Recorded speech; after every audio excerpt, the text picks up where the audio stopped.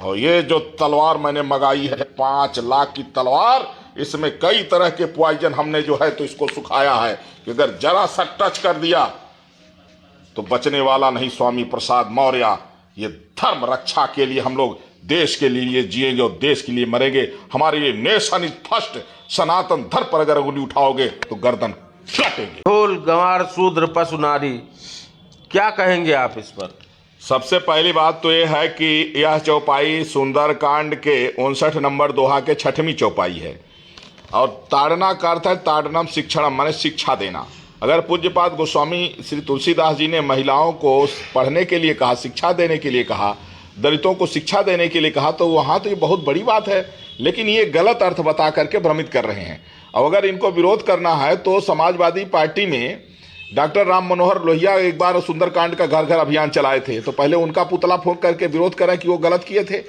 इसलिए ये इनका जो है ये मूर्खता का कारण है। मैं आपको दिखा दूं, ये है रामचरितमानस, और ये रामचरितमानस का सुंदरकांड मैं दिखा दे रहा हूँ जहाँ चौपाई लिखी गई है, और चौपाई में क्या लिखा गया है उसमें अर्थ भी क्या लिखा गया वो भी मैं दिखा दे रहा हूँ। ये है 59 नंबर, देख लीजिए दोहा नंबर 59 का। मैं ये आपको दिखाई 2, 4, 6, ये ढोल गंवार शूद्र पशु नारी सकल ताड़ना के अधिकारी। और इसका अर्थ देख लीजिए, ढोल गंवार शूद्र पशु और स्त्री, ये सब शिक्षा के अधिकारी हैं। देख लीजिए यहाँ लिखा शिक्षा के अधिकारी हैं, और वो कह रहे हैं ताड़ना का अर्थ वो अपने ढंग से गलत बता रहे हैं। तो ये समाज में एक प्रकार से जहर घोलने का काम कर रहे हैं, ऐसा नहीं होना चाहिए।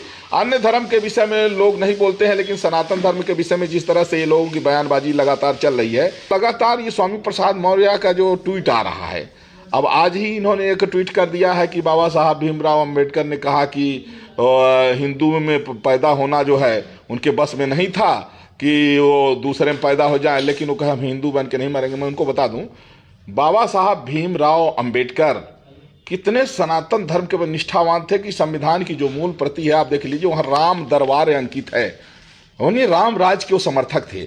और एक आपको बहुत बड़ी बात बता रहा हूं, बाबा साहब भीमराव अंबेडकर कितने महान थे, इस बात को ये जो है तुच्छ राजनेता लोग जो है अपने तुच्छ राजनीतिक स्वार्थ के लिए बाबा साहब को एक गलत रूप से जो है तो बता रहे हैं जनता को। बाबा साहब भीमराव अंबेडकर 1953 में राज्यसभा में बोलते हुए कहे कि अगर मुझे अनुमति मिल जाए तो मैं पहला ऐसा व्यक्ति होऊंगा कि जो ये संविधान है इसको मैं जला दूंगा। यह सुन के लोगों के होश उड़ गए कि ये बाबा साहब भीमराव अंबेडकर क्या कह रहे हैं। और जब वहां से निकले तो फिर जो है पत्रकारों ने पूछा कि जो संविधान सभा थी, संविधान सभा में 296 लोग थे, और उस संविधान सभा के चेयरमैन बाबा साहब भीमराव अंबेडकर थे, रायजादा साहब लिखने वाले थे। तो पूछे कि आप चेयरमैन थे और आपके उसमें नेतृत्व में संविधान लिखा गया, आप ही कह रहे हैं चलाने के लिए। बड़ी अच्छी बात उन्होंने कहा, बोले कहे कि देश की आजादी के लिए अपने प्राण गंवाने वाले जो क्रांतिवीर बलिदानी थे, उनके जो सपने थे अपने देश के लिए, वो सपने इस संविधान से साकार नहीं होंगे। बोले ये संविधान से किसी भी भारतीय का भला होने वाला नहीं है। बोले ऐसा क्यों आप कह रहे हैं, फिर आपने क्यों ऐसे लिखा? तो बाबा साहब भीमराव अंबेडकर ने कहा कि अंग्रेजों ने भारतीयों को गुलाम बनाए रखने के लिए 1935 में एक एक्ट बनाया था जिसका नाम था गवर्नमेंट ऑफ इंडिया एक्ट 1935। बोले उनका दबाव था कि इसी को आप जो है तो आपका संविधान है। बोले कुछ दूसरे देशों का कॉपीराइट किया गया, थोड़ा बहुत लिखा गया। बाबा साहब भीमराव अंबेडकर को जब ये तुच्छ राजनेता अपने राजनीतिक स्वार्थ के लिए गलत पेश करते हैं, क्योंकि बाबा साहब की जो छवि है वो हर वर्ग के लोग बाबा साहब को मानते हैं, लेकिन ये स्वामी प्रसाद मौर्य जैसे लोग चाहते हैं कि बाबा साहब को भी बांटना चाहते हैं, लेकिन ये ऐसे मंसूबे इनके कामयाब नहीं होंगे। मैं पूछना चाहता हूं स्वामी प्रसाद मौर्य, क्या बाबा साहब का जो इच्छा थी इस संविधान को जलाने की और एक भारतीय परंपरा के अनुसार नए संविधान रचना की, इस विषय को आगे बढ़ाएंगे? क्या जो है स्वामी प्रसाद मौर्य भारतीय संविधान को जला करके और नए संविधान की मांग करेंगे? अगर ऐसा नहीं तो बाबा साहब को बांटने का काम मत करो। बाबा साहब भीमराव अंबेडकर हर वर्ग के लिए सम्मानीय और हर वर्ग के लोग उनका सम्मान करते हैं, करते रहेंगे। और ये तुच्छ राजनेता स्वामी प्रसाद मौर्य जैसे चाहते हैं कि एक वर्ग को बाबा साहब से अलग कर दिया जाए, कि बाबा साहब से घृणा करें, ऐसा कदापि नहीं हो सकता है। हमारे यहाँ सभी जितने हैं भारतीय, सभी भारतीय बाबा साहब का सम्मान करते हैं, करते रहेंगे। और इन जो है तुच्छ राजनेताओं को मैं ये बता रहा हूं कि आप राजनीति जनता के हित को लेकर करिए, लेकिन जहर मत उगलिए। बाबा साहब भीमराव अंबेडकर जैसे महापुरुष के ऊपर आप जिस तरह की बयानबाजी कर रहे हैं, बिल्कुल बंद हो जानी चाहिए।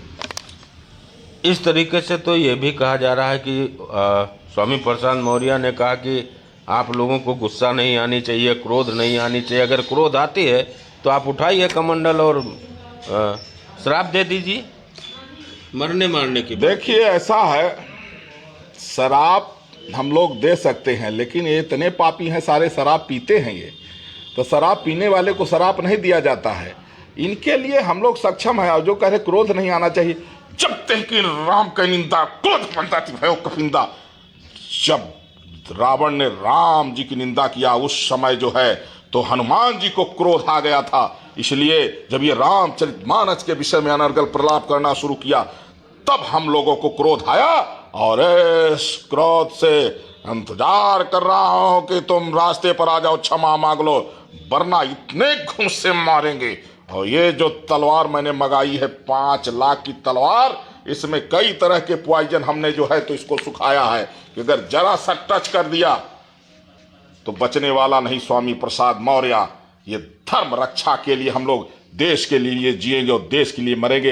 हमारे लिए नेशन इज फर्स्ट, सनातन धर्म पर अगर उंगली उठाओगे तो गर्दन काटेंगे।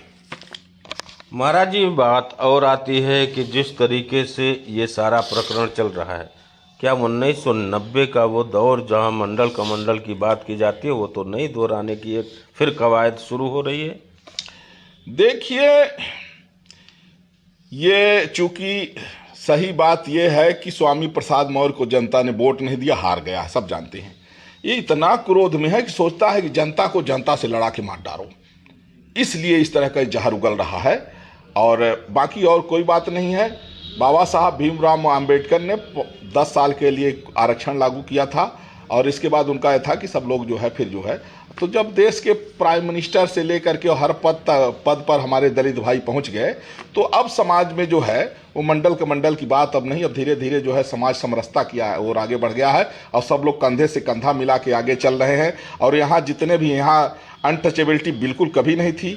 अगर अनटचेबिलिटी होती तो मर्यादा पुरुषोत्तम भगवान श्री राम जो सवर्ण कुल में जो है तो पैदा हुए, और वो एक दलित महिला का जूठा बैर खा के माँ से संबोधित कर रहे हैं, तो इसलिए ऐसा कभी नहीं था, अभी भी नहीं है। सिर्फ ये जो है राजनेता लोग सोचते हैं कि देश जितनी तेजी से आगे बढ़ रहा है, राम राज की ओर बढ़ता जा रहा है, तो सोचे कि ये जातिवाद, परिवारवाद और तुष्टीकरण का जो जहर बोने वाले लोग हैं, अब ये कहाँ जाएंगे। इनको तो अब कहीं बिल मुंह छिपाने के लिए जगह नहीं बचेगी। जनता ने इनको अब जो है तो नकार दिया है। इसीलिए जनता से जनता को लड़ाने के लिए इस तरह का जहर उगल रहे हैं। मंडल कमंडल वाली बातें अब धीरे धीरे वो भी जो है ना अब सब खत्म होने वाली है, क्योंकि अब हर वर्ग के लोग अब परिश्रम करना चाहते हैं, और सब लोग चाहते हैं मेहनत करके, परिश्रम करके और अपने देश के गौरव को बढ़ाएं।